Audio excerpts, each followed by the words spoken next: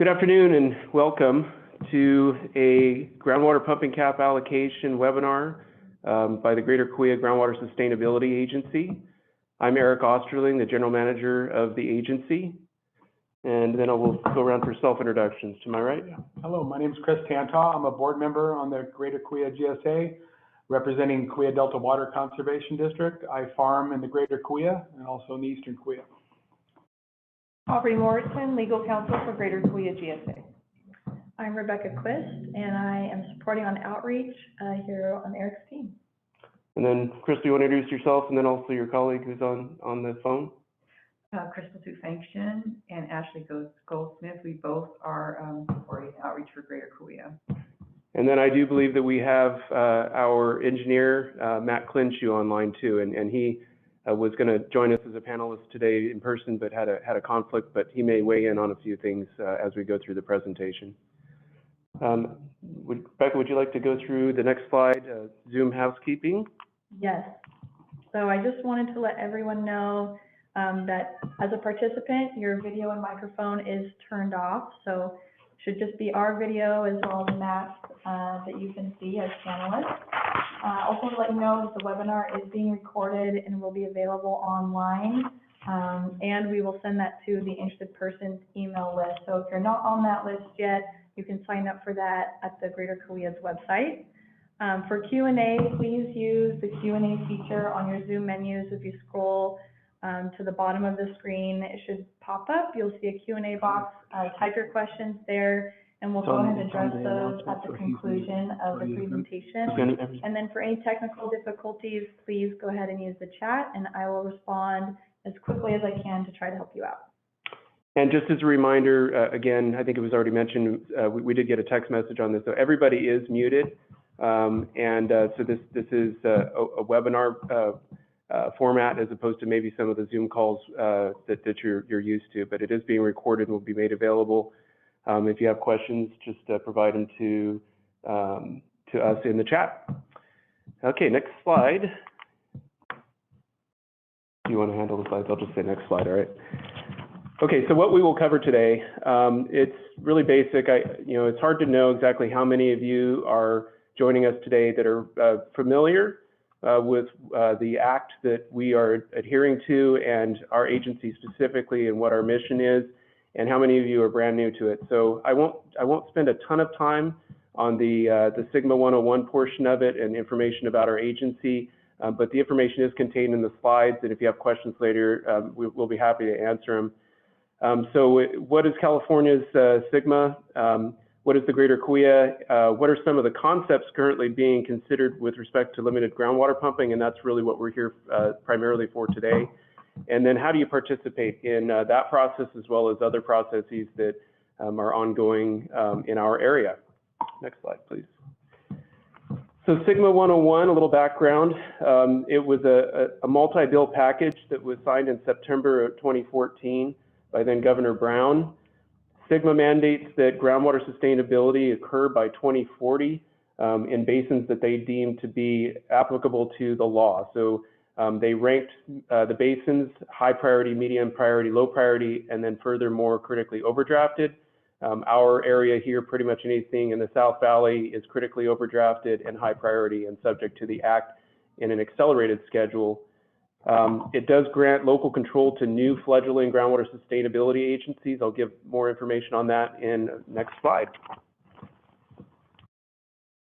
So Sigma's design, there are certain milestones or requirements. The first was that we had to, in areas that were required to, form agencies in 2017. Those agencies could either be an independent land use or water agency, public agency, or a combination. And so a very common theme was like we are formed under is the formation of a joint powers agency consisting of many public agencies signing an agreement to form a new agency with shared powers. We then had to, in critically overdrafted basins, develop and submit our groundwater sustainability plans by January 31st of 2020.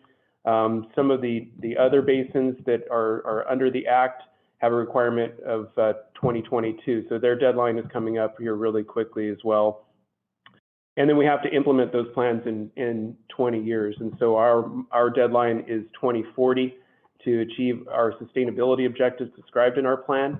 And then those who had plans due this coming year, they have until 2042. Next slide, please.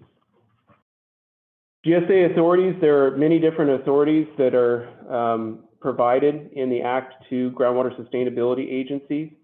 It is really not limited to just regulating the use of groundwater. We also have the ability to procure surface water for replenishment either on our own or through partnerships. We were successful recently in receiving a grant award that funded several recharge projects in the basin in partnership with the other two agencies like ours in the Kaweah subbasin. We have to implement our plans. We have administrative overhead that we need to fund in some way, shape, or form.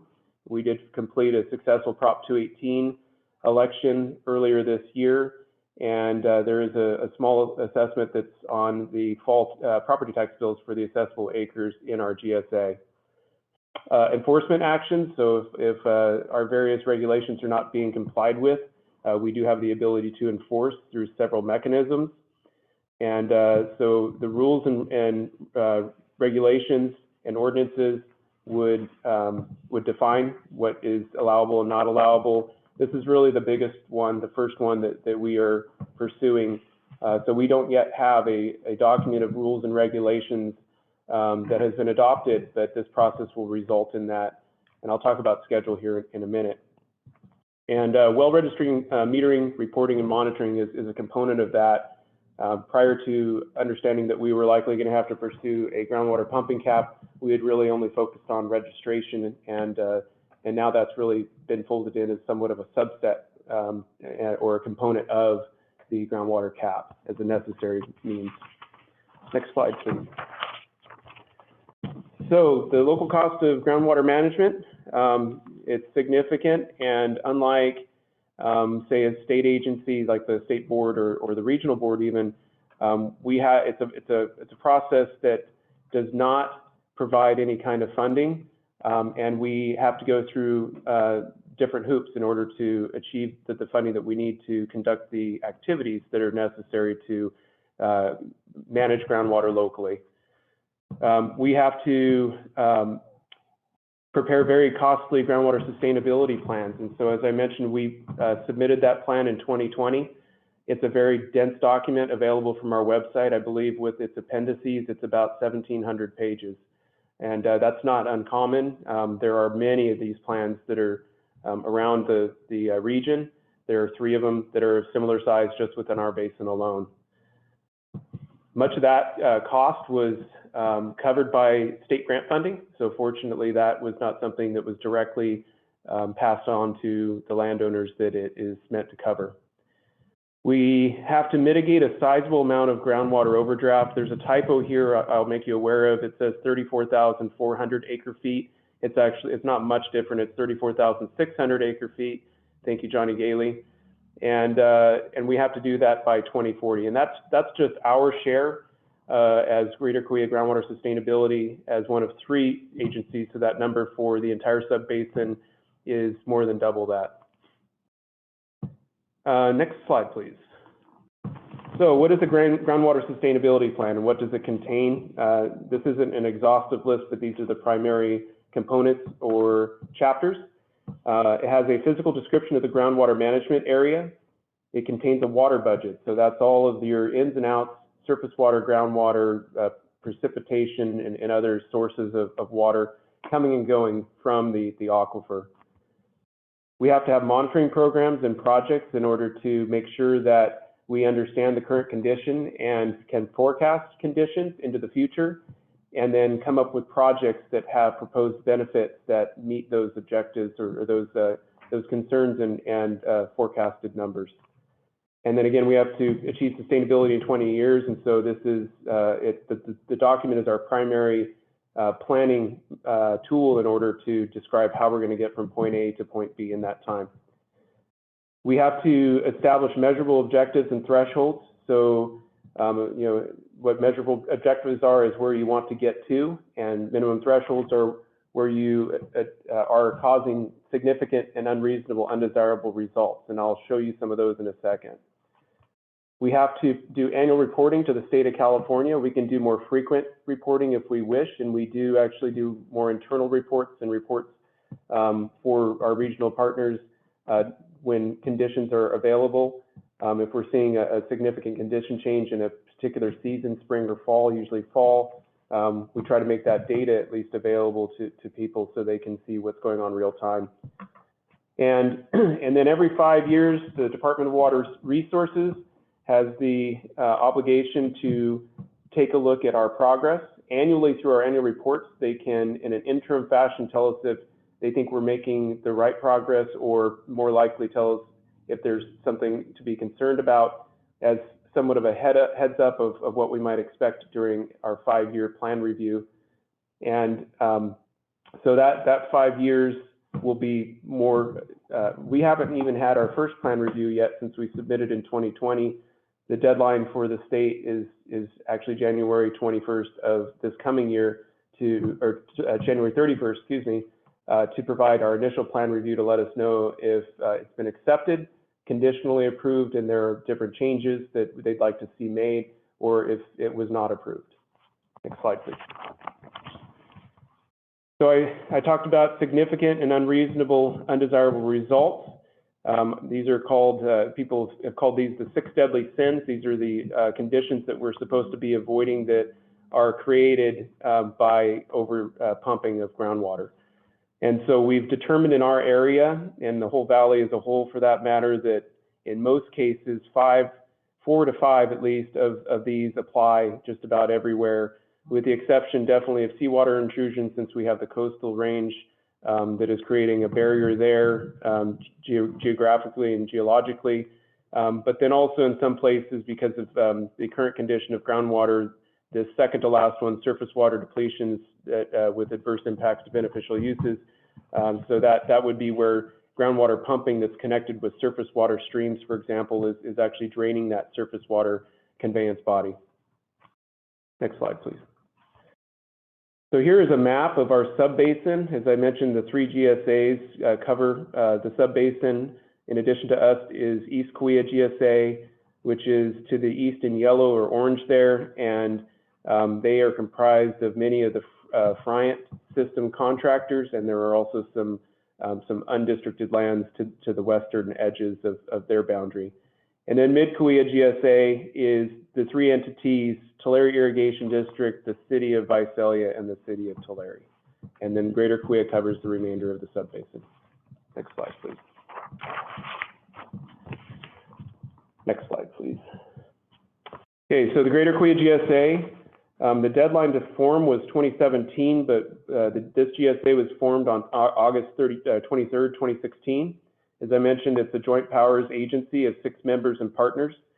These members are included here: Kaweah Delta Water Conservation District, Kings County Water District, Lakeside Irrigation Water District, St. John's Water District, Tulare County, and California Water Services Company through a contract.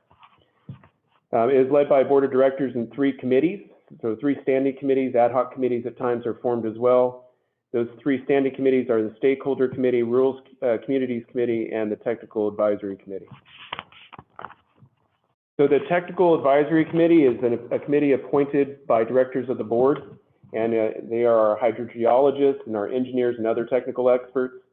The Rural Communities Committee are public water systems, in particular small public water systems in our area, with an interest that is drinking water specific. And then our Stakeholder Committee is a little bit more of a mixed bag, a cross-section of other interests, including environmental and agriculture, among others.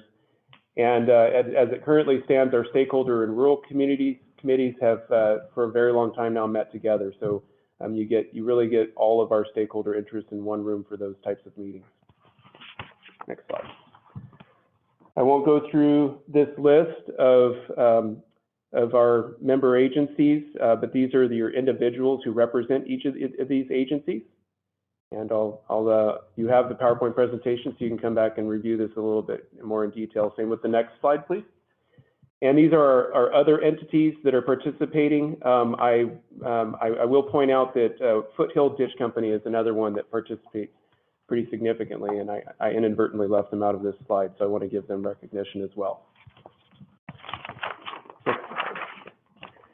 Okay, so there's going to be a couple of these slides to remind you how to get involved, but we do have a calendar right front and center on our website at Greater Kaweah GSA.org. There's a typo in that. And we have quarterly technical advisory, stakeholder and rural communities committees, and then monthly board meetings on the second Monday of each month at 1 p.m. We do provide all of those via Zoom, and we are moving into starting to allow in-person participation as well. And then we also have other very specific activities and workshops. This would be included in that for projects and programs development and policies. So this is really programmatic and policy driven, what we're here to present today.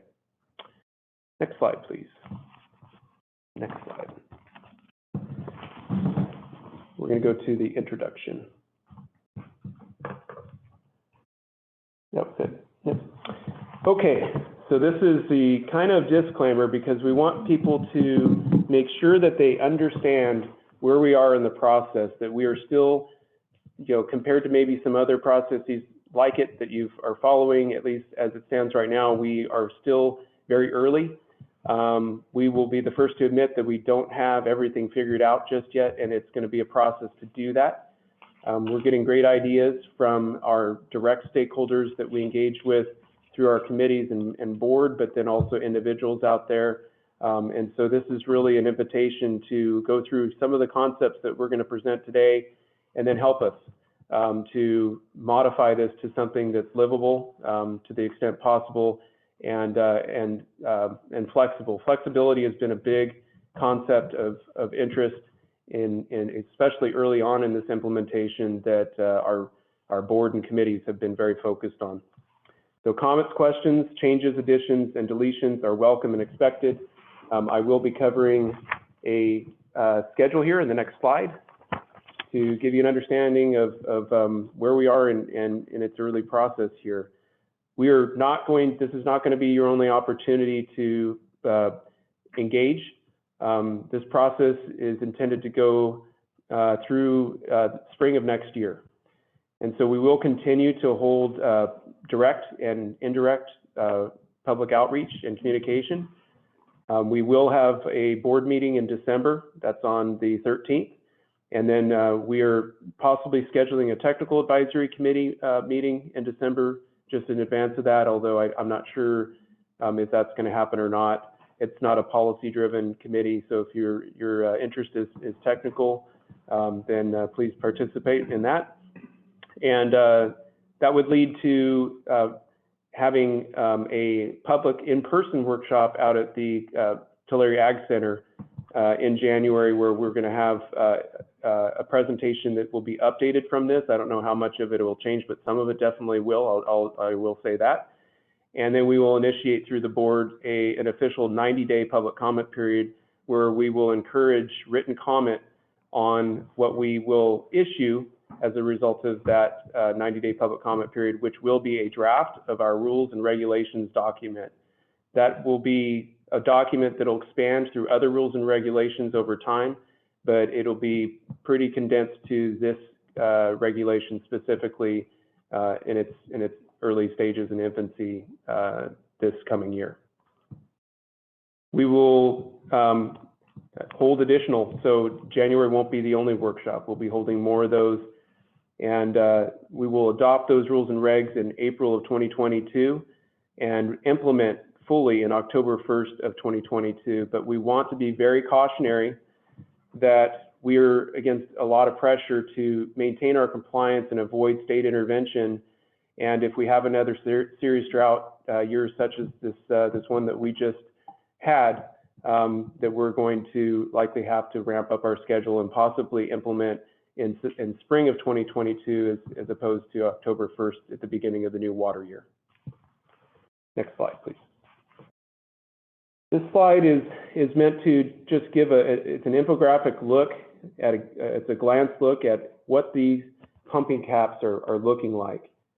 Our particular cap includes the encouragement of the continued use of surface water. Surface water, for those of you who don't know, is not under any control or jurisdiction of a groundwater sustainability agency. We are beholden to those surface water purveyors for the fully appropriated streams and rivers that are in our area to work with them to create recharge projects and other supply side enhancement activities. Moving up, native groundwater supply, that is what is determined to be seepage into the groundwater of waters that were not appropriative and that are the native supply. That is estimated at 10 inches of water, and that is the base supply proposed at this point coming at no cost to the landowner to access that water. Then we get into what we are calling our temporary tiers, Tier 1 and Tier 2. The amount of groundwater that would be available between those two tiers is currently proposed to be equal, so they're not disproportionate, at least in the early stages of implementation. We don't have an overall amount. The cap is the combination of the native, Tier 1 and Tier 2, and the numbers that we're looking at from a technical due diligence standpoint right now are between 2.5 and 3 acre-feet per acre per year on an annual allocation. Then we get into the penalty if you do exceed what number we come up as the cap number, and I will go into detail here what the penalty would mean in one of the coming slides. So moving on to groundwater pumping cap detail 1 of 8. So it's important to understand that intentional groundwater recharge activities, whether it be dedicated facilities or on-farm recharge, which is a relatively new concept, or at least in its popularity, it would be accounted for separately. So that is not accounted for in those buckets in the previous slide that I showed. We anticipate an annual allocation of groundwater on a gross assessed acreage basis. So it really is irrelevant how many acres you farm. It's what you get in your county property tax and that assessed acreage.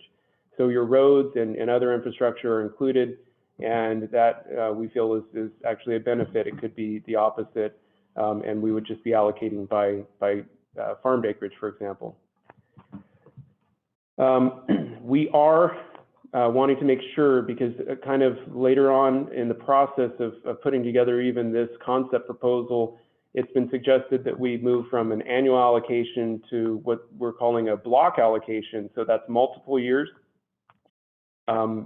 It would be somewhere between 2 and 5 years.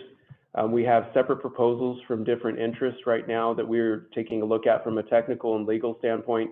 They are not being discounted, and they may be pulled into our proposal at a later time, so they have not been dismissed. It does not yet apply to public water systems. Public water systems, legally and just from an administrative standpoint are a little bit different.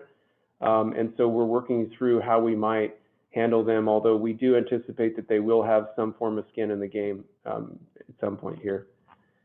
So the native yield is 10 inches, as I mentioned, and where did we come up with that? Well, it's based on averages between the years 1997 and 2017. That's a period of average hydrology, average rainfall, and specifically average releases from the Kaweah St. Johns Rivers deliveries. Tiered groundwater is being offered as a temporary and optional measure, so we don't want anybody to think that this is something we're suggesting in perpetuity. Over time, we do intend to diminish the amount that is offered in those Tier 1 and Tier 2 buckets, and we do believe that ultimately when we get to 2040, that number is going to be 1.5 acre-feet or less. So you need to be planning ahead for that in order to achieve our sustainable yield required by the state. And all acreage under this regulation is treated equally. So we didn't treat anybody differently. It doesn't matter what you farm, if it's fallow, if it's unirrigated grazed. It really has to do with your groundwater demand, and the cost is the same, and the penalty is the same regardless. Next slide, please. So the tier system, this is more specifics on the tier. These dollar amounts that are in many of these numbers that you're going to see here highlighted in red and in concepts I should have mentioned earlier are subject to change. We have them as placeholders and we're working on it. The dollar amounts for Tier 1 and Tier 2 in particular have changed numerous times, and they have actually been reduced. They've never gone up. We started at a much higher dollar amount and they keep going down. But for Tier 1, we're currently considering $75 an acre foot, and for Tier 2, $125 an acre foot. And in the penalty tier, we are leveraging something that's in the Act that says that we can penalize at a rate of $500 an acre foot for overuse above your capping limit. And then more painful, we would be imposing an aggregate 1-to-1 reduction in your future allocation.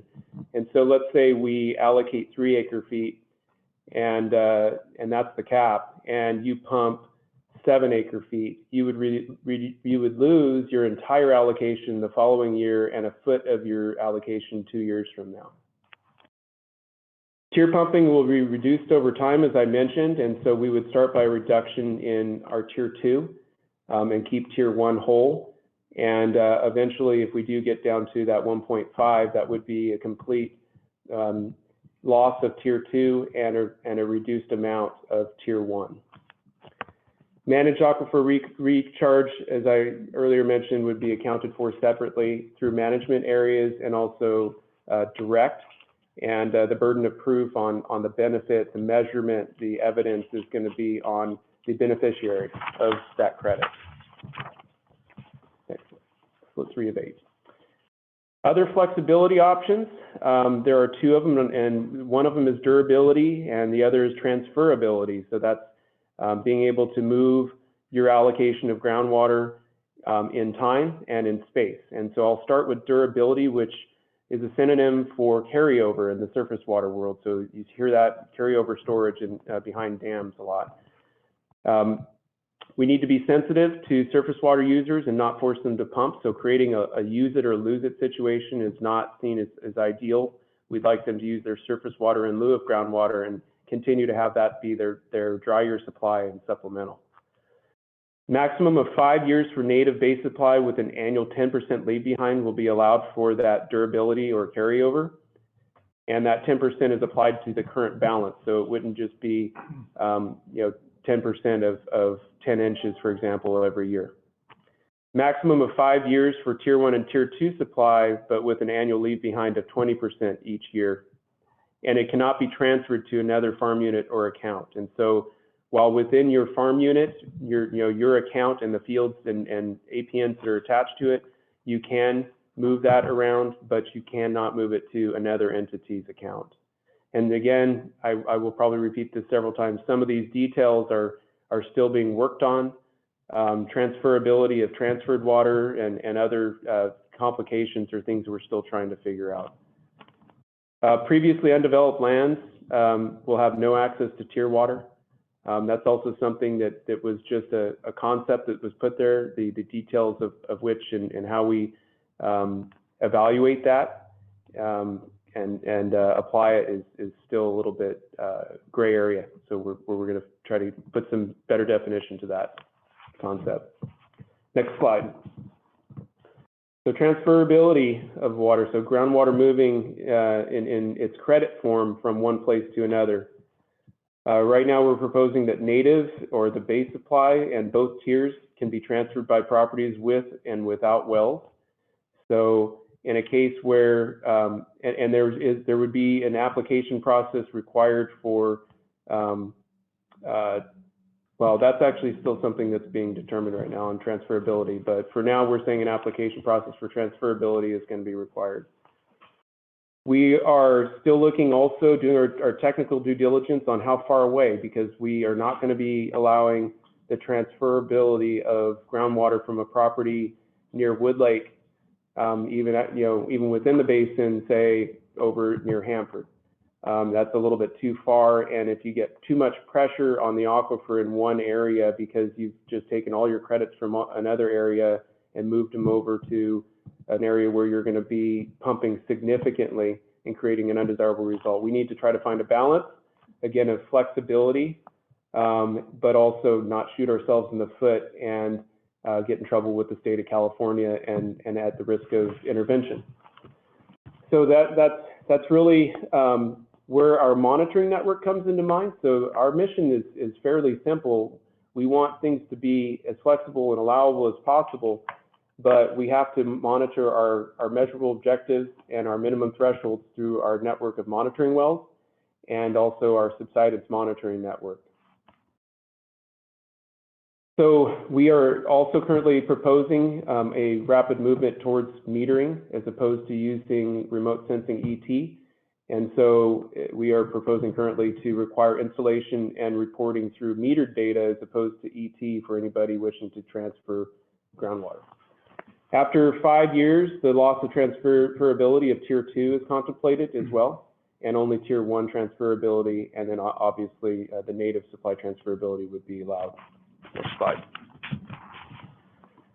Measuring pumping and credits. Again, I just kind of covered a little bit of that, but ET is an imperfect tool. It really only shows what the plant is transpiring, not the amount of, for example, groundwater that you are pumping and applying to it. A good example of that would be walnuts. You're typically flood irrigating walnuts, and so you're pumping a lot more while you're getting irrigation return flow. In some cases, not all, it does take quite a bit of time for that groundwater to recharge and get back down to impact in a beneficial way our monitoring networks. And so we could be falsely exceeding undesirable results through that time lapse. Well fields and dairies and industrial netted orchards, that's not an exhaustive list, but working through our evapotranspiration vendor, Land IQ, those are examples that have been pointed to as having issues with accuracy in ET. And some of that will probably be cleaned up and improved, but we'll likely have certain operations that are always going to be a problem with the ET method, I should say. Next slide. Measuring pumping and credit. So in any case, speaking of inaccuracies, we will be allowing a review process, a protest process. Much of that we will be incorporating into parameters developed through software development of a water accounting dashboard. So for those of you who are a part of the Irrigated Lands Regulatory Program and have accounts on that website, we're currently working with that same developer to borrow that platform and your familiarity with it, or your consultant's familiarity with it, and making it specific to our needs to accelerate the ability to get you registered and also to get into some of these flexibility options of durability and transferability as we allocate groundwater. Next slide. Okay, drinking water pumping. As I mentioned, we are treating them a little bit differently.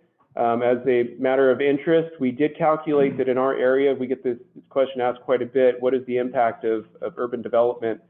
In our area, we believe that it's about 1.2 to 1.4 acre feet per acre, which is probably less than most people think, considering that agriculture is between 3 and 5, depending on the commodity. We're still evaluating options. We may apply a modified version of this tier system to the communities based on their gross acreage. And we are not considering currently impacting any of the domestic well owners that are out there, at least not right now. If you are a domestic well owner who pumps less than 2 acre feet per acre per year, then you fall under what is defined in the legislation as a de minimis pumper. And we cannot regulate your pumping and we cannot meter you, but we can still impose certain fees to continue to manage the groundwater around you. And I'm sure that Aubrey's going to correct me on a lot of this, so stay tuned. Okay, next slide, 8 of 8, groundwater pumping detail, possible uses of extraction fees. So back of the envelope, depending on which properties leverage the tier 1, tier 2, and then furthermore maybe fall into the penalty phase, we will be generating a significant amount of revenue. That is one reason why of many, why we keep reducing the Tier 1, Tier 2 pricing, because we also have to justify need for that revenue. And the need really needs to be things that are improving our condition and offsetting the impact to the regulated community, which is you who are on this webinar today. It will be a public process. We will not be deciding those things behind closed doors, although some of those have already been decided in an earlier public process. And so the first thing we need to look at is our groundwater sustainability plan. Section 7 of that very large plan on our website contains a list of projects and management actions. And so we need to look and see how many of those, if any, which we believe many of the programs, at least, the management actions are appropriate for utilization of these funds. An unexhausted list here of other options would be the temporary or permanent land retirement. There's been a number of ways to approach that. There's kind of an auction system with a ranking criteria to something similar to what Westland's Water District has done in their program, which has been modified somewhat since Sigma came about. And then also procurement of surface water, and working with our surface water appropriators to focus on the demand side solutions. And then we are coordinating very strongly right now with the Irrigated Lands Program, the Dairy Program, and then the CV Salts Program, and trying to maximize efficiencies. We are both committed to some mitigation measures, including well mitigation, and we want to make sure that we're cost sharing some of those things since we have similar interests. Monitoring as well. We are both required to do very similar monitoring, and we don't want to duplicate effort and double dip in passing on those costs to the same landowners. Okay, next slide. Just as a recap and reminder, now that you know some of the detail of our next steps, again, continue our outreach, December and January meetings, where we will initiate in January our 90-day comment period. We will encourage you to submit written comment during that period. We will hold additional workshops and outreach events during that 90-day period. And then we will seek to adopt our initial rules and regulations, including this specific regulation in April, and then implement October 1st, 2022. And lastly, once again, we may have to accelerate that implementation schedule subject to the changing hydrologic conditions. Next slide. Okay, your next steps.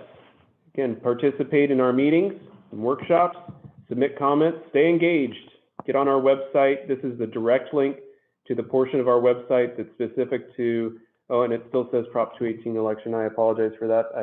I needed to update that. But I think the / is cap. Pumping cap. So modify that link to / pumping cap. I'll put it in the chat. Thank you. Sign up for our email notices. So on the front page of our website, if you look at the top, there's actually a text link there to click on, and then give your email address and your name, and then you will receive all of our updates via email. And it's through Constant Contact, so if you get tired of those updates, you can also unsubscribe fairly easily. You can call, and I'll point out also text messages allowed to the same number, 302-9987, and those text messages are handled through a web-based system that our outreach team monitors. And then help us get the word out. Not everybody could participate here, or really maybe even participate in everything. It's very difficult to get the word out ourselves to everybody. And so talk about it, make sure that your friends and your neighbors and your families are aware of this, and encourage them to engage in the process as well. And with that, before we get to the questions, I want to make sure that our panelists here don't have any corrections or additions or deletions from what I presented. How'd I do, Aubrey? Good. Okay. I saw her taking notes pretty feverishly. I wanted to make sure I got it right. Okay, thank you for being patient and holding your questions until the end. We are going to try to get through as many of them as possible. We don't really have much of a time limit, but we'll see how many we get. And again, if we don't get to all questions, I don't know how many we're looking at here. We have quite a few. Okay. Well, let's all questions will be answered in some way, shape, or form. Okay, so I'll try to address them in the order that they came, if I can. So first question from Keith is, who is the tiebreaker when a GSA and the Gsa Authority cannot define sustainability, or is it specific to the plan? That's a good question. So one of the things that I'll say the impacted community of Gsa fought for in the legislation was local control and not having anything be too prescriptive, understanding that we are all very unique regional areas.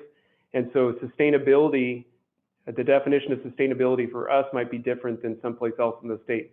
So there was a real push to not make it boilerplate. So it was left to us to define what sustainability is. Now, I will caution that we have not gotten our plan reviews back yet, so we will have to see what the state says. I don't believe that they've pushed back so much on the plans that they have returned with review on defining sustainability so much as some of the technical and outreach type of and monitoring things, or if they felt that and I will tie this to technical, if they felt that, for example, water quality or subsidence were not addressed significantly enough. Great. Okay, so this is from Keith again. Was it fair to the GSAs and the landowners to have the state combine CV salt and Gsa? Does the merging of challenges add to net unsustainable and unattainable metrics? Yeah, I'm glad you asked that question. I should clarify that they did not merge the two. We are voluntarily working with those other regulatory, mostly efforts to maximize efficiencies.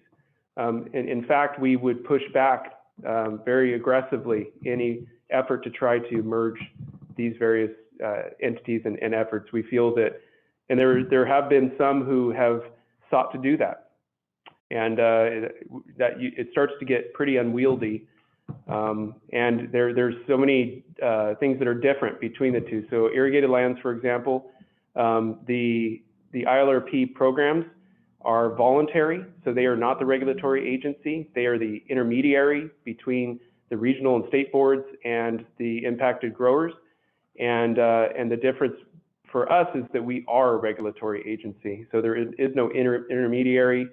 And the watershed coalitions offer certain protections, privacy included, that we cannot offer as a public agency and especially a regulatory agency. So putting those together really would open up some significant concerns and then likely make our planning processes really unwieldy. So we try to focus on those things that we can coordinate on, and then we move away from and don't spend too much time on those that we cannot. Great. Okay, so this is from David.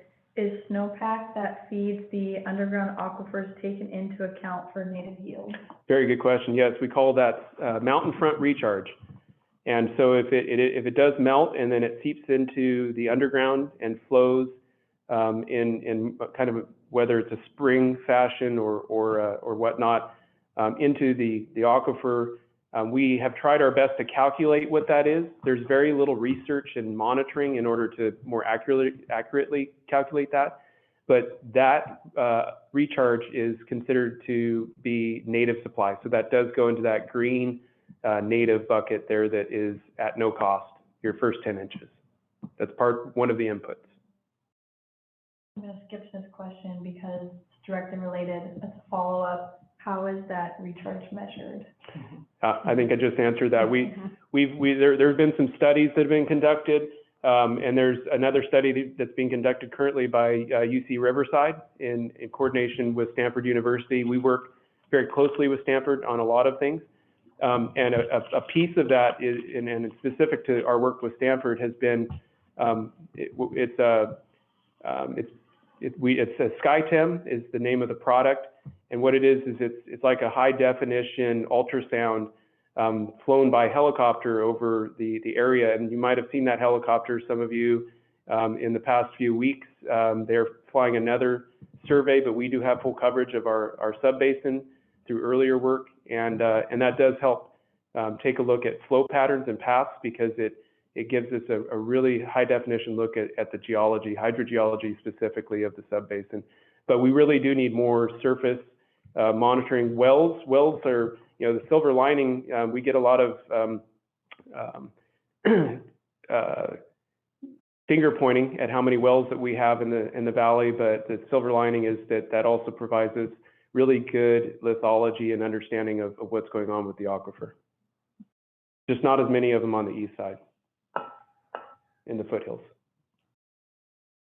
All right, next question. So the wells that are located inside an old riparian right will not be allowed to pump water to non-attached lands that have that right to pump?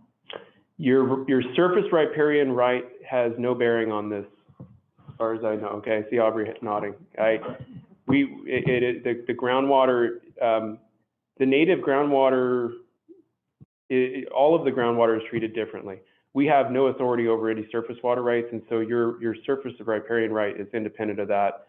And so any of the pumping limits and the flexibility options are equally at your fingertips too. Okay, next question. We'll go to the Q&A box from Andrew. What is the justification for the leave behinds for all of the durability? So the various percentages, I think, is what you're asking, and those are numbers that we came up with in groundwater banking.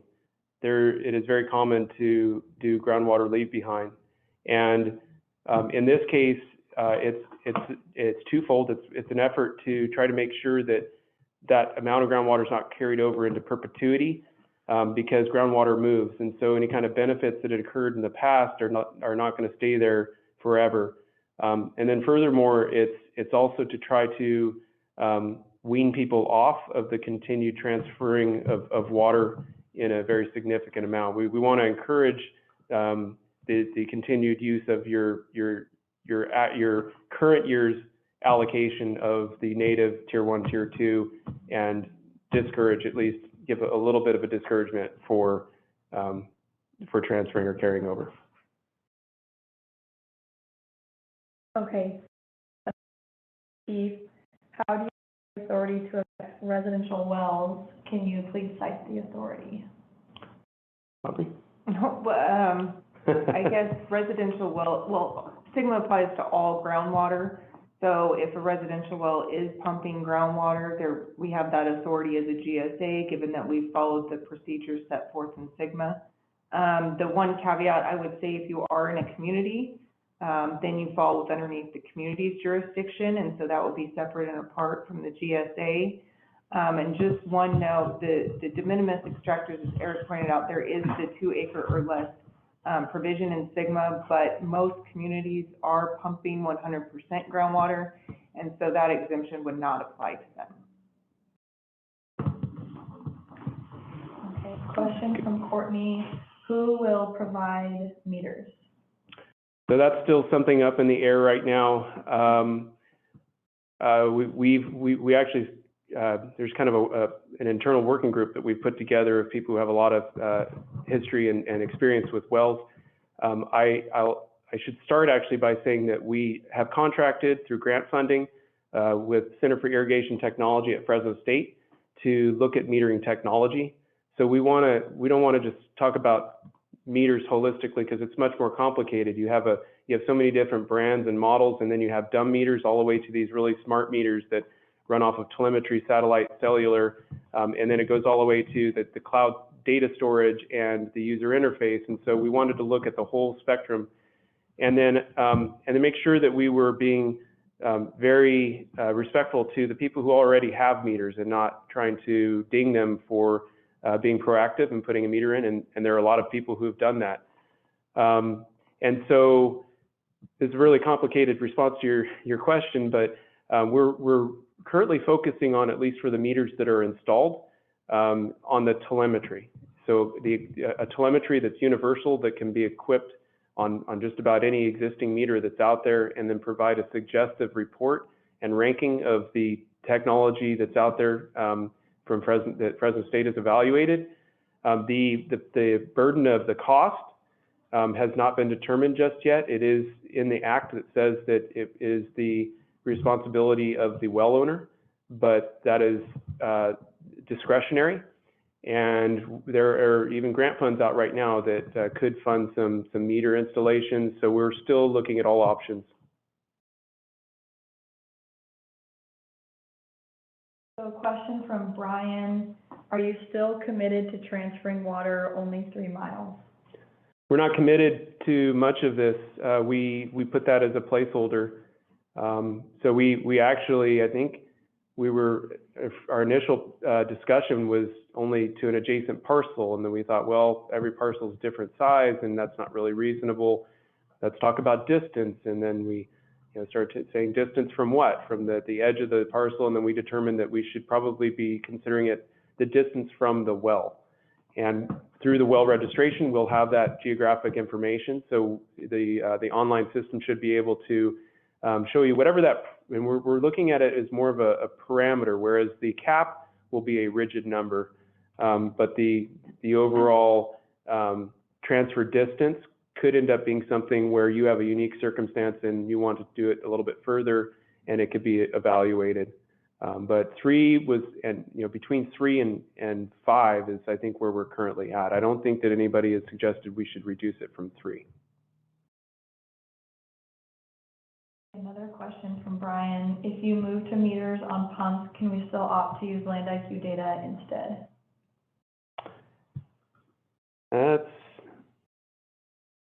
Well, I think the current policy was we were going to require people to use meters if they were going to be transferring or trading water. So that's the only time you'd be pulling that out. Right? Land IQ is going to be the basis unless you're going to be in the trading game. I think we might. Then you'd go to the to the pump. Yeah, meter data. That's a good way to put it. I mean, I think that under the current proposal, if you're transferring, that you're going to definitely have to have a meter, so you wouldn't have a choice. But if you aren't, and you had been on a meter and now you want to go back to ET, we haven't actually even discussed that scenario. No, I mean that's part of this game. We're going to be flexible. This is a liquid policy until we can come to terms, and we're going to have a lot of unique situations that we'll need to address like that. So, yeah, the ET question has so many different variables. I had a gentleman contact me today, and he said that he has pistachios that he's been irrigating, but he's older and he's getting out of farming, and he's going to stop irrigating. He's going to just let them run on rainfall and just see how long he can get crops out of them. But those trees are still going to be working off of existing soil moisture and ETing, and so is he going to be charged for pumping that's no longer occurring, which is actually in arrears. So there's all these unique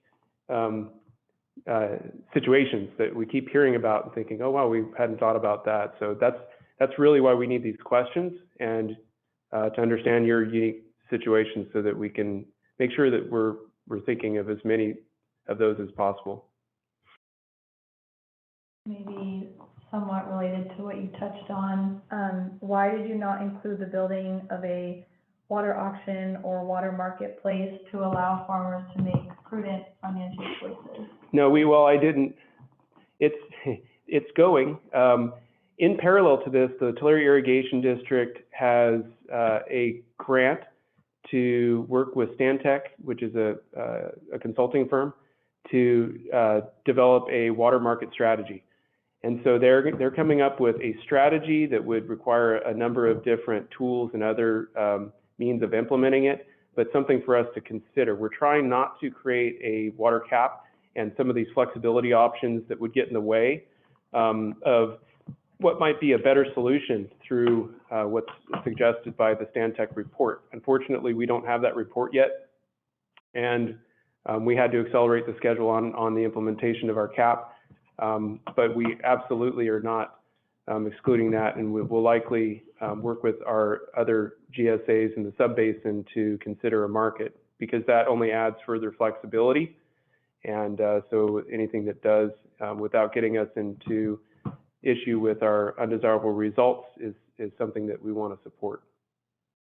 Good question. I should have mentioned that in earlier slides when I was talking about flexibilities.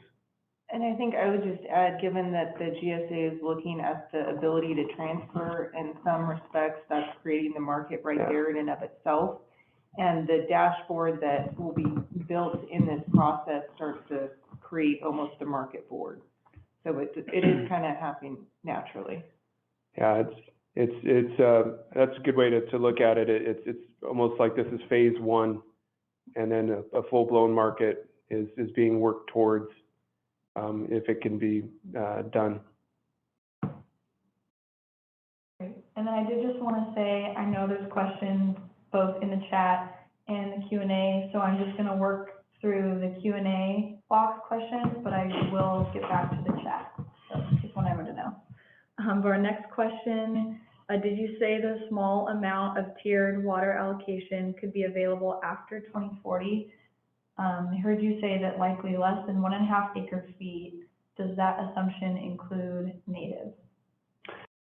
It does include native, but what we call above and beyond 10 inches is still, I think, something we have to work out.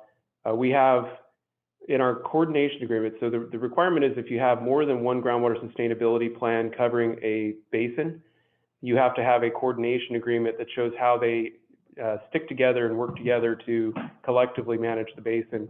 And one of our initial exercises was taking legal aspects of California water law and then looking at our water budget and what we knew of it and on the technical side, and then kind of mushing them together. And that resulted in what we call the water accounting framework. And so that takes and looks at all of the waters, surface and groundwater in the area, and the water budgeting, and then what our overall overdraft is, and then it apportions responsibility volumetrically. And that's how we showed that 34,000 number earlier, is that's our responsibility to correct. But the tiered water it's overdraft water, and it's actually water that kind of is commingled in the appropriate buckets.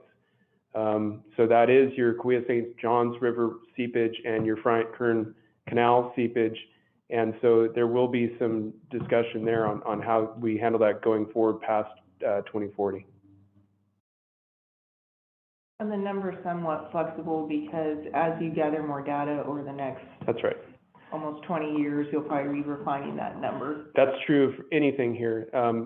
SGMA, even admittedly by the state of California, is an iterative process. Even before we formed our agencies, they kept telling us that when we were looking at them develop the rules and regs and how what we were supposed to do. And we just felt that they were going to be really rigid on so many things, and they recognized that this is, no pun intended, a fluid process, and we have many data gaps. So we didn't know what we didn't know until we started to really dive deep.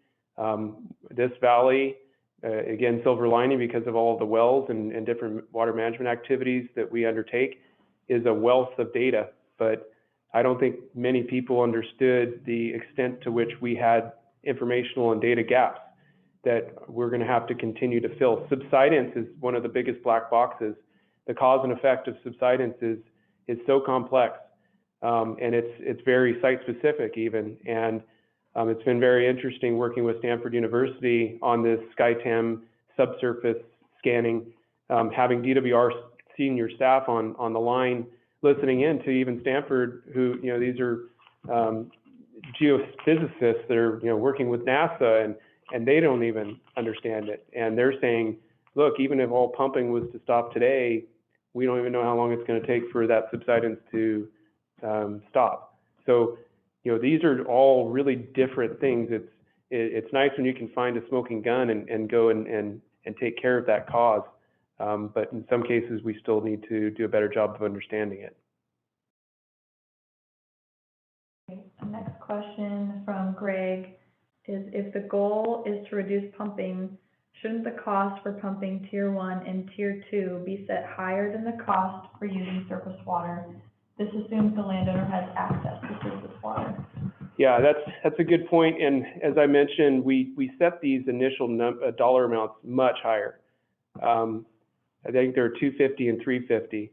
But then as discussion continued, we started to contemplate, is that really going to be a deterrent that we want it to be in a dry year where there are going to be a lot of guys who are they'll pay almost anything.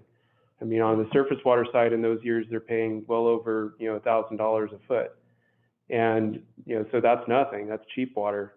And even the fine was a concern because if it's just 500, that's not even enough. And so some guy might be happy to pay that 500. So that's why we went to the 1-to-1 reduction, because that's where the pain comes in.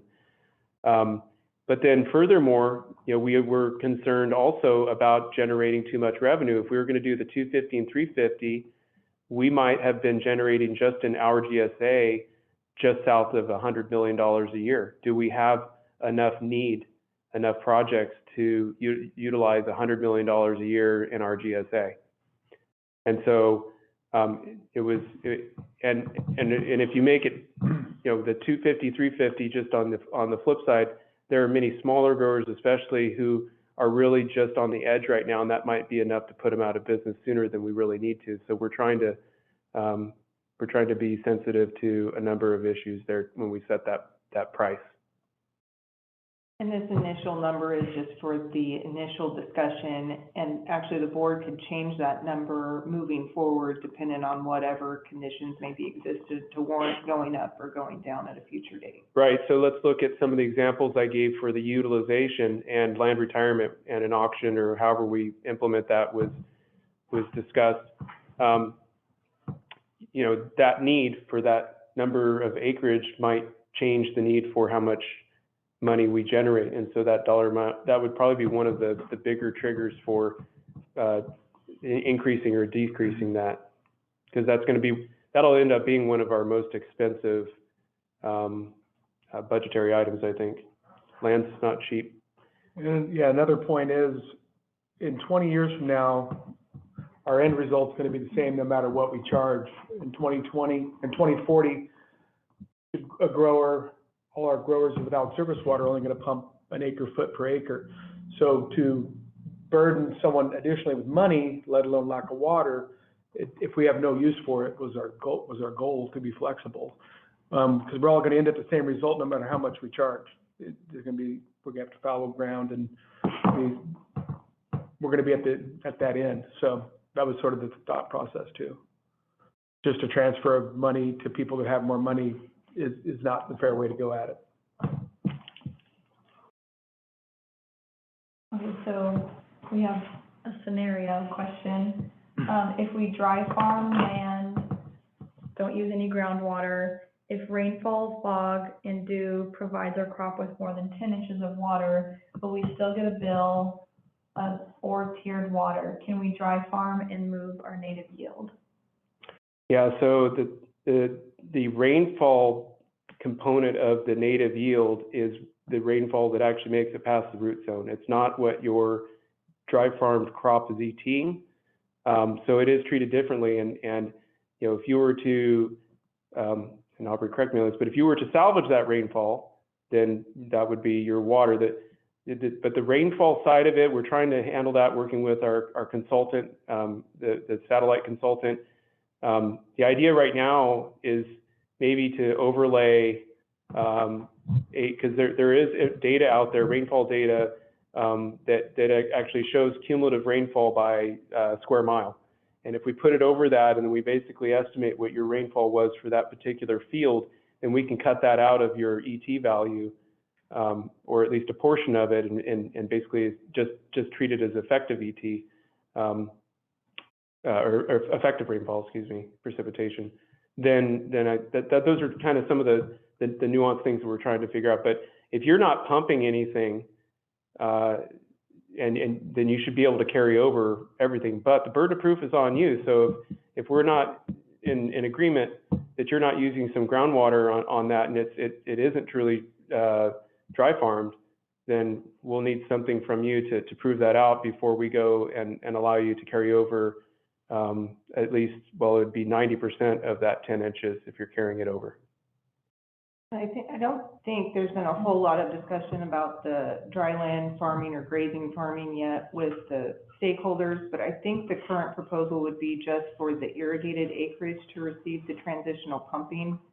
So if you're not physically pumping and haven't historically pumped, you would not be receiving They were speaking of native overdraft yield. water. So the native yield would be allocated to that land. Yes. They're paying a land-based assessment, and so it should be sustainable. Sounds like you are sustainable by definition, given Right. that there's something growing and you're not physically pumping. And there might be more details to have to work out as they're pointing out moving forward. I think what she was asking about the carryover of the native, not the dipping into transitional. So could she, accrue carryover or durability of that native supply over the course of that 5 years with the diminishing factor of 10%? And I think that's where we haven't really had Yeah. much discussion yet. So that's a really good point, something that we need to look into Yeah. and determine how we're gonna handle those issues that come up. And Land IQ needs some updating on Absolutely. pasture land and dry land farming. So there's a Yep. hole there too. Absolutely. Good point, good ideas. Okay, great. So next question from Chase. He received a letter from the East Kaweah GSA noting a maximum allowable pumping that totaled 1.65 acre feet starting in October and ending September 2022. How does this align with your note that 2.5 to 3 acre feet will be available for pumping? So the three GSAs are all working on this similar approaches to groundwater pumping cap. Where we separate in opinion, and it is, I'll admit, a little contentious right now, is our proposed cap numbers are different and our schedules are different. And we're still working through some of that. And while we haven't completely dove in headfirst on a number and a schedule, a retroactive schedule at that, like East has, I think that Mid-Kaweah also has a number that's a little less than the 2.5 even number that we're looking at. And their schedule is a little bit more aggressive. Last I heard, they're looking at implementation in April, regardless of the way this current water year turns out. There's nothing, and Aubrey can speak to this, that requires us in the coordination agreement, to our understanding, that requires us to have alignment in those numbers and schedules. And we're still doing our due diligence technically on the cap number, and also looking at things like the distance of transferability, the 3 miles. We want to make sure that we're not just coming up with those out of thin air, that they actually do have some technical merit to them before we set on those. And so our technical consultants and Aubrey are looking at some of the technical and legal aspects of these things. And we didn't feel like we could accelerate our schedule, for that matter, because we weren't ready. We don't have a system up to get people registered, any means of regulating or accounting that is efficient. Our GSA is half of the sub-basin, so we're much larger than the other 2 GSAs, and we have great diversity because we stretch from the dam all the way to 6th Avenue in Kings County. And so it's a much different challenge for us. It's a little bit easier for the other 2 GSAs because they also have much more districted land. A large area of our GSA doesn't have any overlying water districts or organization, although crediting entities that are newly formed, like the Delta View Water Association, for organizing, and the leadership of their manager to assist us in trying to get there in the quickest way possible and most efficiently. So question from Les. So by 2040, I need to figure that I am limited to 1.5 acre feet. Is there a provision to recalculate if acres are retired or changed into something like city development? Yeah, I think Aubrey touched on that, and I dovetailed it, is it's an iterative process, and 1.5 is just a back of the envelope number, and really, I'm glad we're talking that number too, because regardless of where Each of the GSAs starts out in their cap number. The trajectories might be different, but the ending point and what that number is going to, I think, have to be the number we're all consistent on. And so, again, a technical evaluation of what that number is going to be required. And we may just do a bit of a look early on, but because of changing hydrology, especially in a 20-year period, we're going to have to continue to do that and kind of update our understanding of what that number really is. Okay, great question from Courtney. If you have a domestic pump and an ag pump in one well, how will pumping be measured? They're in the same well? Yeah, I have one. Okay. So that's going to be a good question. It's going by ET. It's going to be an ET of your ranch. The domestic won't really be accounted for in that. Most domestic users, if it's just your little domestic for your house, isn't going to use over the 2 acre feet, which are de minimis. So it's going to be calculating off your ranch that's in that hole. I have a similar situation. For the ET, but if you do leverage the durability or anything like the transferability, we'll be metering your ag well. Correct. Probably through the registration process, you can sort through some of those details and figure out how to back out the domestic use. Okay, so I'm going to switch back to the chat because we keep on getting more on the Q&A, and there's people who have been waiting for quite some time. So, T. Kelm, if you've been waiting, here's your answer. If I need almost 3 acre feet to grow walnuts, I would be able to pump 10 inches at no charge, then 1 acre foot at $75 per acre foot, and finally another acre foot at $150 per acre foot. Is that correct? Yes, with those 2 extra acre feet being the dial that we're kind of playing with between that total of 2.5 and 3. So that, but the reduction in that, what you call the next acre or acre foot and acre foot, they would be reduced proportionately, whatever that may be.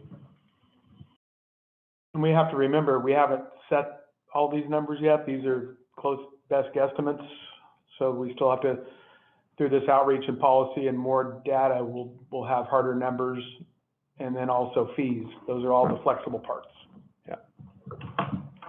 Yeah, I even mentioned earlier that most of what we're talking about here is an annual proposal, but the block concept of allocating in multiple years is still something there. So we fully expect that some of this is, and maybe much of it is going to change quite a bit between now and April. Okay, so question from Sonia. Is the cap proposal being proposed as annual tiers, penalties, or is it based on a block of years? For example, 3 years or 5 years? Yeah, I think I just answered that we are, the proposal here again is an annual one, but the block is it's still something that is kind of newly marinating in our heads, and we need to look at some things. There's at least one example of block allocation that's out there that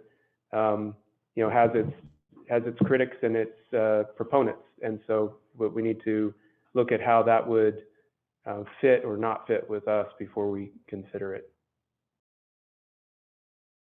Okay, a question from Joe. What date does a property become undeveloped to be able to get water? That's something else that we haven't actually come up with just yet. So we can't really answer that right now, unfortunately, because I would just be giving you my opinion But as a board member and a farmer and a neighbor, I wouldn't want to see someone trying to slide that in and retro it, because we're already borrowing water. So that's just my personal, as a decision board maker, I wouldn't want to see someone trying to slide that in. And I think we'll be relatively strict on that because we're already borrowing water that we don't have, trying to transition. So just keep that in mind.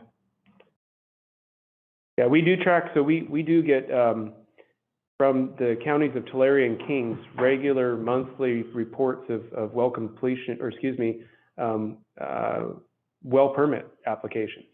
So we know where new wells are going in, And we can overlay that with our pretty precise land use data, and we can tell where newly developed land is being developed. And if we see this being a real issue where people are rushing to develop before, we may actually retroactive it. So, and we have the historical data on satellite flyovers and stuff. I mean, we don't want to get into that over little parcels, but I hope that, I don't think it'll happen. People are going to be working on how they're going to have what they have to keep it sustainable and transition here.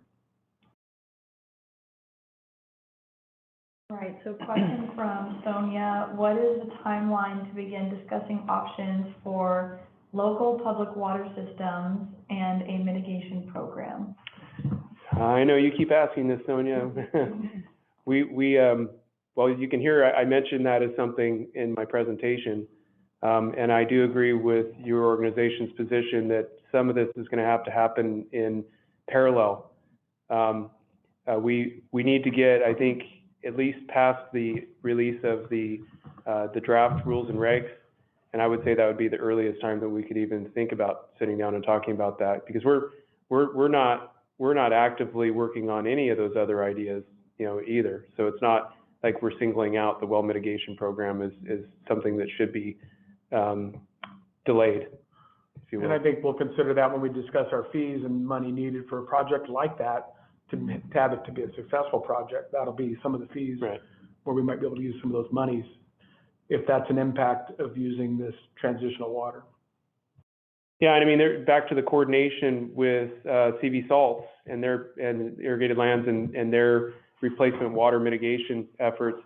I know that the fill stations is not a permanent solution, but it's part of kind of an interim immediate solution while you go and implement more permanent solutions. And so, some of those discussions have been that, and specific to mitigating wells, replacing wells, modifying wells, and maybe even making the land retirement criteria and ranking specific to area protection zones around domestic well communities. So I mean, they're all really interlinked. So there's a lot of moving parts that we're going to have to work through to I think intelligently frame these different programs. So from Janessa, when will you make the determination if you need to implement policy in spring 2022 from October 2022? Good question. We have talked a bit about that. There's this unique attachment, especially for Valley Ag, to the concept of a miracle March. And so we wouldn't want to jump the gun on that and have everybody think, well, wait a minute, what about March?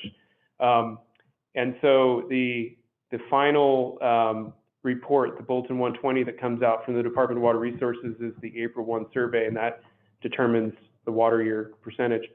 But by the first couple of weeks of March, you have a pretty good idea if you're going to have a miracle March or not. And so our board meetings are the second Monday of each month. And so we figured that would be just as a kind of placeholder and consideration about the time that we would let it known that was probably coming. But, how that's implemented, and there's a lot of stuff we still need to work through. I think, Janessa, we've been overdrafting for 30 years.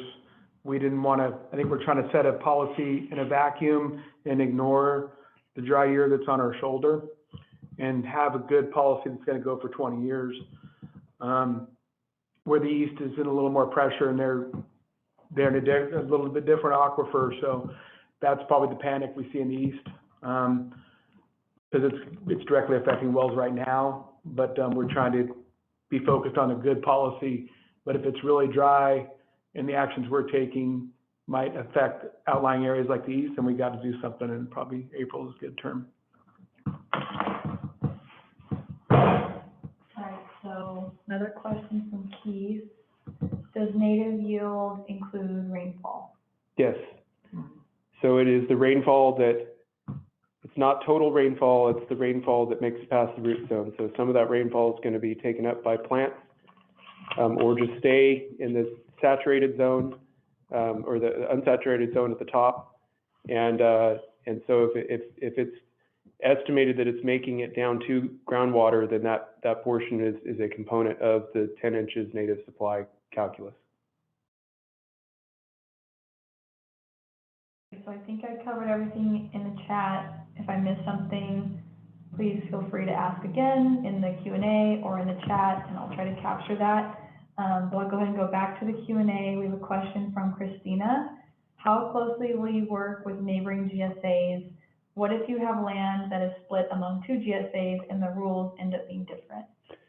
Well, that goes to an earlier question about East Kaweah and that their cap number is different. It's lower than ours, and and the amount and schedule are different between all 3. We are trying to coordinate as much as possible. I will applaud the Kaweah and the other 2 general managers that I feel like the coordination in this basin compared to many other surrounding basins is strongest.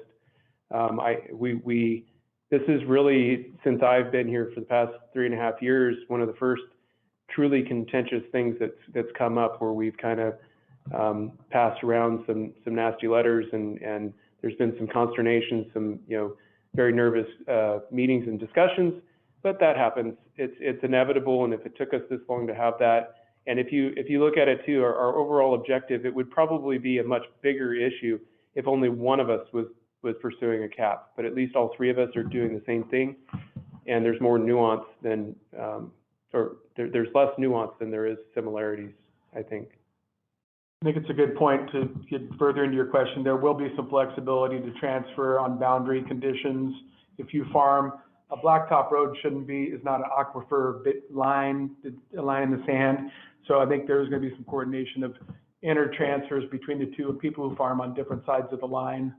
Either be the mid Kaweah or the East Kaweah. Yeah, so and it's not just the allocations, transferability. Something else that we're going to have to work out through individual agreement are we have a number of parcels that were split by boundaries, whether it be between 2 GSAs within the basin or they're on the external boundary of the GSA and they dip into either outside the overall alluvial groundwater delineation on the east side, or they split between 2 subbasins, north, south, and west of us. And because we don't have a real good way of determining the proportion of acreage within or outside of our GSA, we'll have to probably propose what that number is and then get agreement through a simple contract with that landowner in order to make sure that we're using the proper and agreed to acreage to provide an allocation and any other gross acreage related considerations under the implementation of the GSP. Next question from Larry.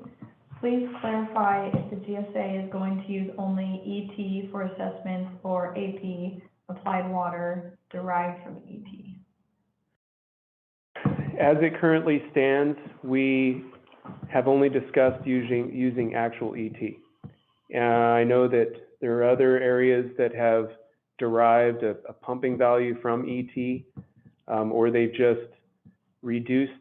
taken the actual ET and they've given kind of a buffer fudge factor, or just kind of dropped it a little bit in order to a comfort zone. We haven't set anything like that. We just know that we don't really have a choice, that we're going to have to use ET to start, because we can't just go from 0 to 100 and have everybody metered and everything set day 1. We wish we could, or I just wish it could be all the same, at least one way or the other. Too many variances in efficiency and land and soil types and things to be in that.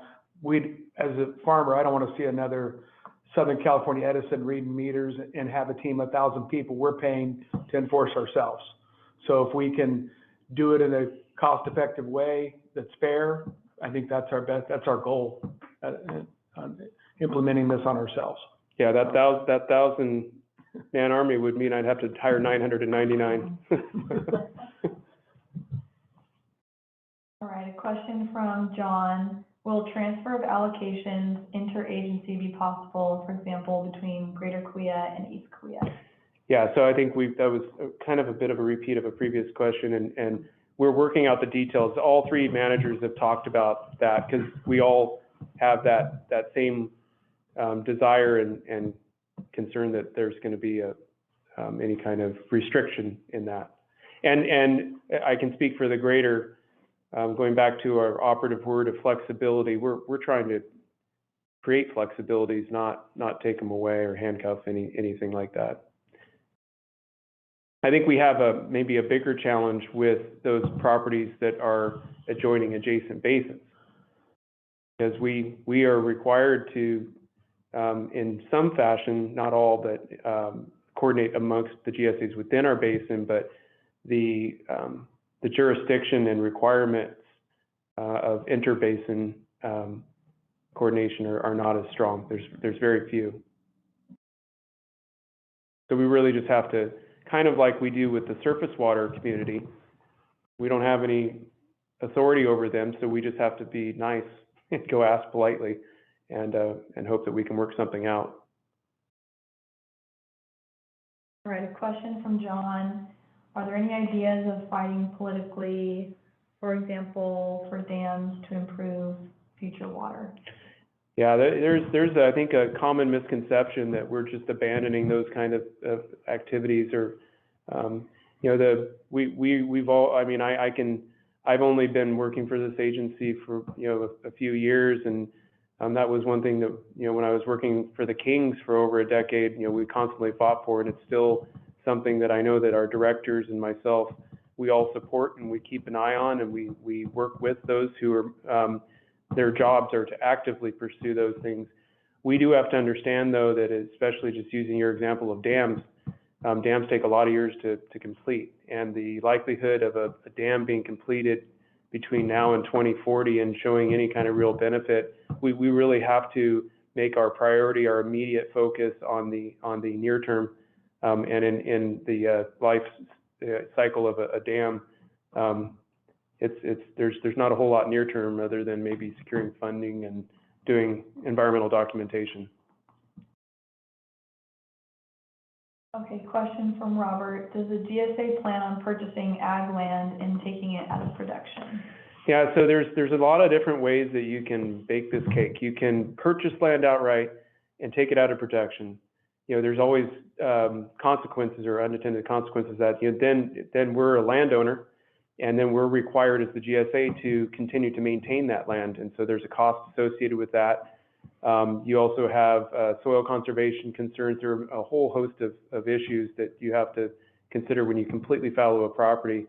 But if we, you know, we can do different type of agreements and easements with the current landowner that maybe either take it completely out of production temporarily or permanently, or that they just are in agreement that they're only, let's say they agreed to only access a portion of their native, or that they're going to not use their native this year, and instead of 10% leave behind, they're going to leave 50 if they're carrying over, things like that. There's a lot of different ways that you can construct this, and much like the drinking water mitigation program that Sonia had a comment on, there's a lot that we need to discuss in order to figure out how we do that. So, you know, there's an auction kind of system where people submit, you know, what their proposal is, what they're going to do, how much, you know, land they're talking about, how much water they're going to conserve, the term, and then we have a ranking criteria. So that's one way to do it. There's different. Most of the board members, decision makers don't want to see another government entity owning a bunch of land. If there's other viable opportunities to do joint projects to capture some of this heavy flow rain years, instead of dams, we're going to capture it for sinking to help the immediate area, but hopefully not the intent. Well, and additionally, the counties, for good reason, are very nervous about the loss of revenue. And if we can keep the land values up, I mean, as soon as we purchase the land and take it completely out of production, that land value is going to be worthless. But if we can add value where the landowner is under contract and is actually receiving compensation, especially if there's a long-term agreement that is attached to the property. If it does change hands, that does add value to that property, I would imagine.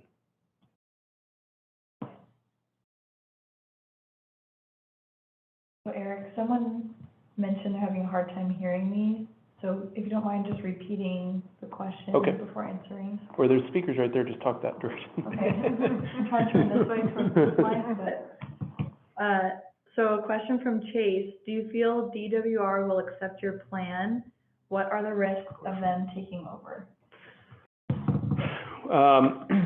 So we certainly hope so. We can only go off of what we've seen already happen.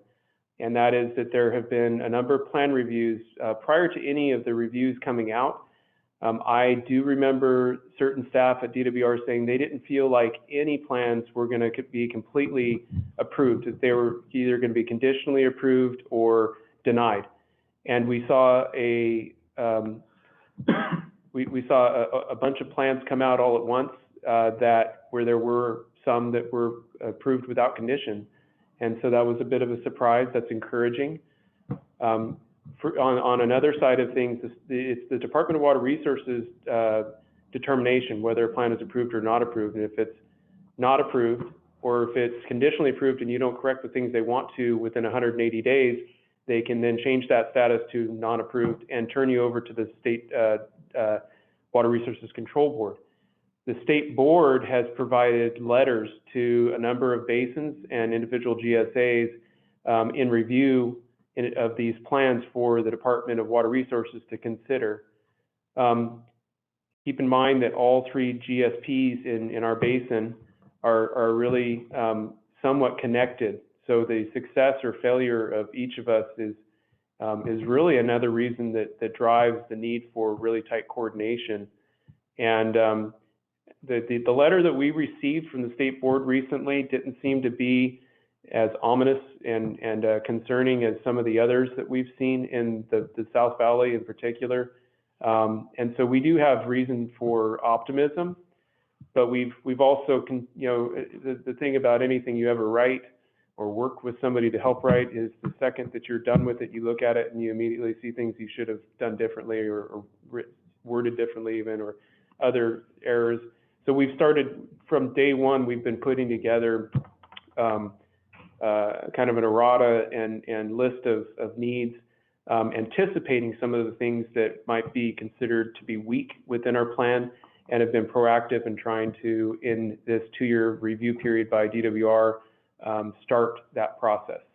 So I think that even if we do have a conditional approval, that 180 days is going to be more reasonable to accomplish what they request for us to do than if we hadn't been proactive.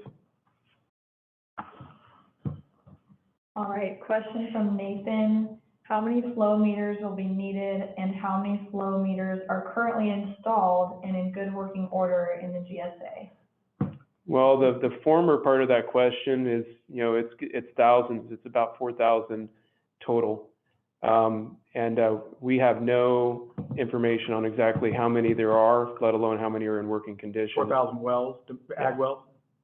But we through the well registration process that will be now a component of the cap, we will require that information, so we will know once we get that registration. So hopefully sometime beginning in spring of next year is when we're going to start to have that knowledge coming in for us.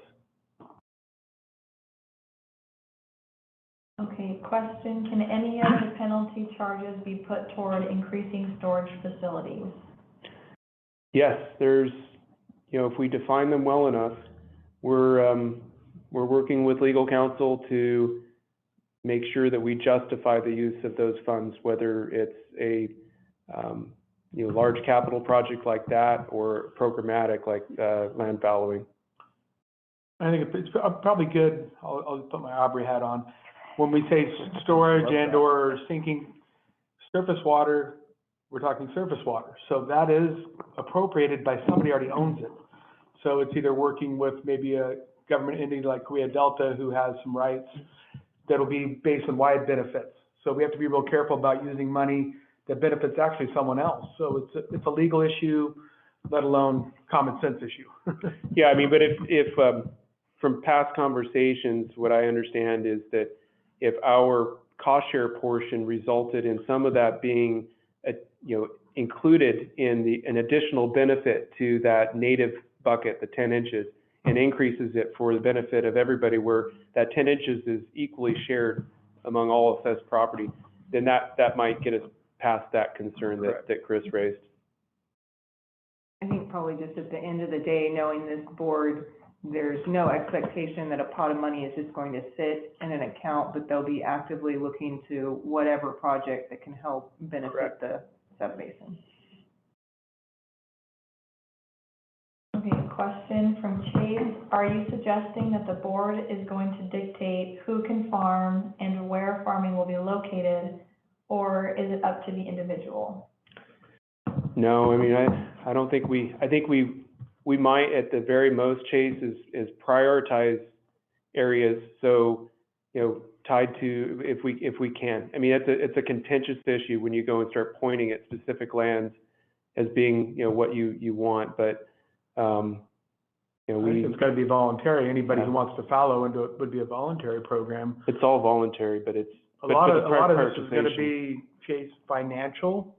Does it make sense to continue to farm walnuts if it takes 4 acre feet and your cost of water went up and you're not making any money? So people are going to make business decisions, but this is driving us to that. We're being forced under this program.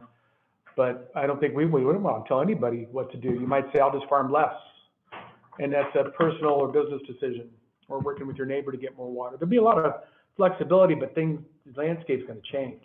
Yeah, nor do we want to tell you what to farm. I mean, No. I use the really ridiculous example. If you want to grow rice, if you can do it with your allocation, then go ahead and do it. It's not something people really grow here. Yeah, we're trying to make it as flexible so individuals can do whatever they need to do for their family farm, for their organization, and as we hit this glide path down to this small amount of water that will be available for pumping.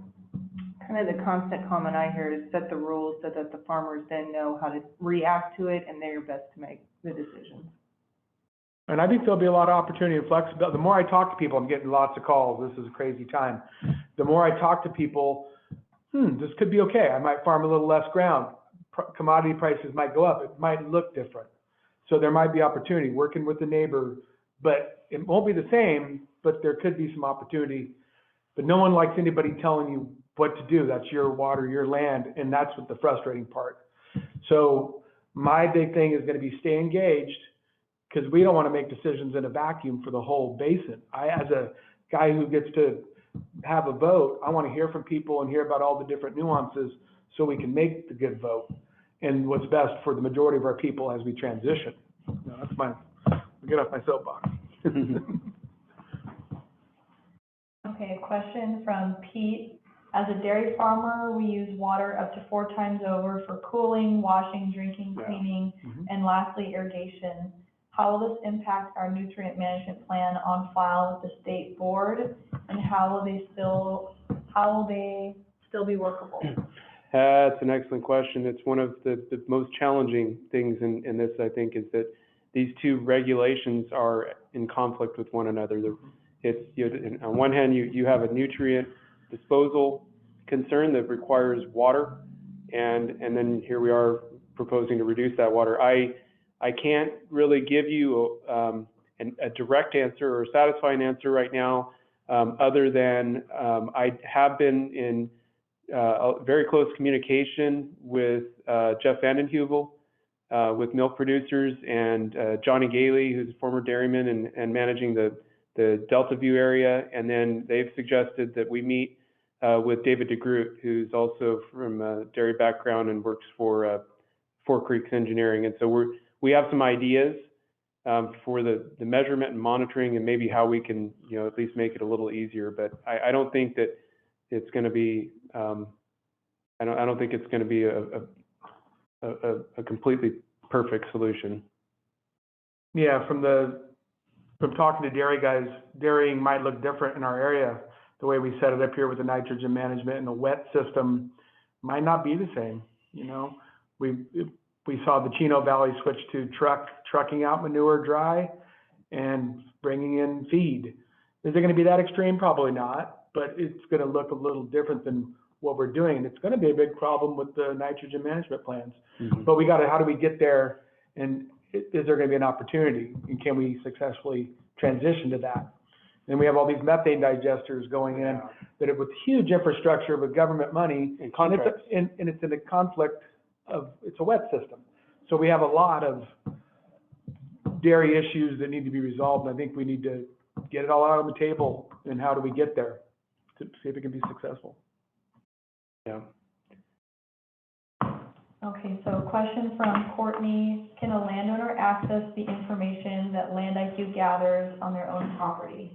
Yes, eventually. So the way it was contracted in the basin is East Kaweah contracted independently with Land IQ for a year prior to Mid Kaweah and Greater Kaweah entering into agreements more recently.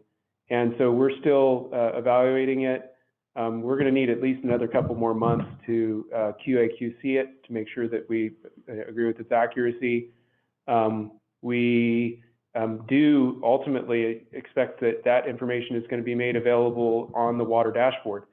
So once you pull up your account, you'll have that as real time as we receive it from Land IQ, which is usually a month in arrears.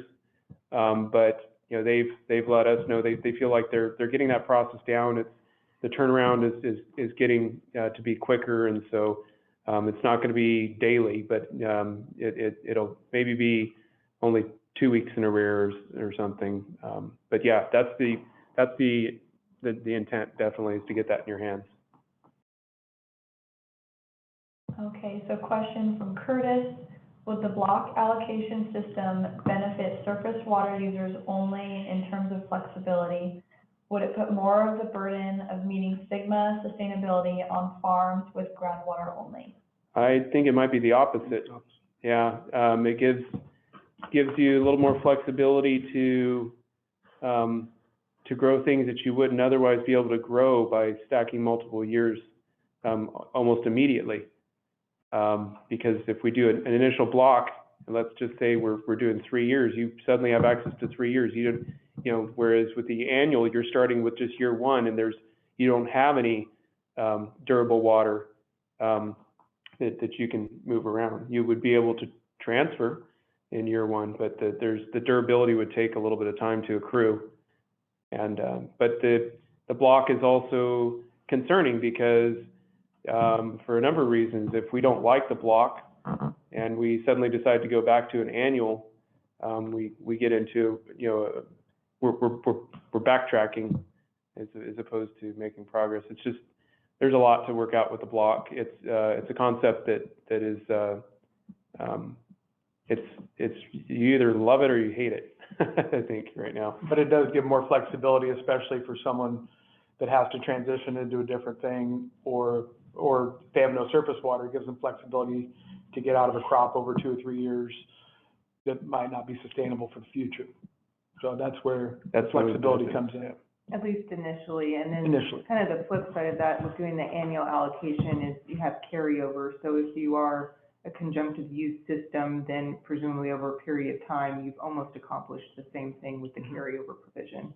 It's just not that immediate, and if you're groundwater dependent only, then that is much more flexible. At least right now too, so you know, status of discussion with the block allocation, it's been proposed that if we do go with block, that we would remove, I mean, it would eliminate the need for durability, but then we might actually do away with transferability too.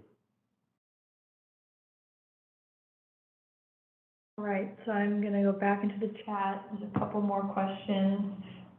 Another question from Keith: is litigation an option against the state? Litigation is always an option. Seriously, it probably is. I'm not aware of any current lawsuits against the state. There have been a couple of basins, I think mostly Southern California. One has kicked off an adjudication, so that's a different pathway. And another, there's just been lawsuits filed actually against the GSA itself. But I'm not aware of any current litigation against the state of California for SGMA. Well, I mean, you know, the thing is that so far everything's been mostly planning anyway, and I think the strongest lawsuits tend to be when there's been harm. Action, yeah. Harm, and we're getting into the harm phase, so you might see some of that. And SGMA was designed to have local control, which we obviously see a benefit to locally, but the state was clever in doing so because it forced the locals to take the action. So that is where you see the lawsuits happening as well. Okay, so another question from Keith. Did the GSAs ever consider in their sustainability plans desalination? You haven't read all 1,700 pages of our plan? It's not explicit in there, but the opportunities for desalination here are limited, I think, compared to the west side of the valley, for example. And then the cost benefit has also always been a problem. Same thing with direct injection wells. So these solutions, well, many times they sound great and they do have good benefits to them. They're very energy intensive and energy costs money. Definitely not, again, we don't ever permanently throw away ideas. We just kind of table them until they become good ideas.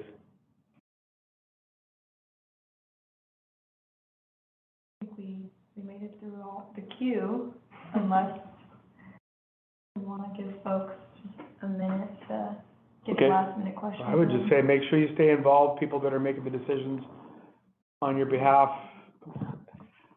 Stay involved, give us more input, the better. There's a lot of different situations out there that give us the most flexible decisions to help the majority of the landowners get through this. And that's all I can ask as public workshops come out, or people outreach to people they know on the board. Stay engaged, stay involved. You know, and as we start to firm up some of these details too, we're probably going to, develop some more Spanish communication tools. We're nearing completion of at least an initial release of a QAC, FAQ.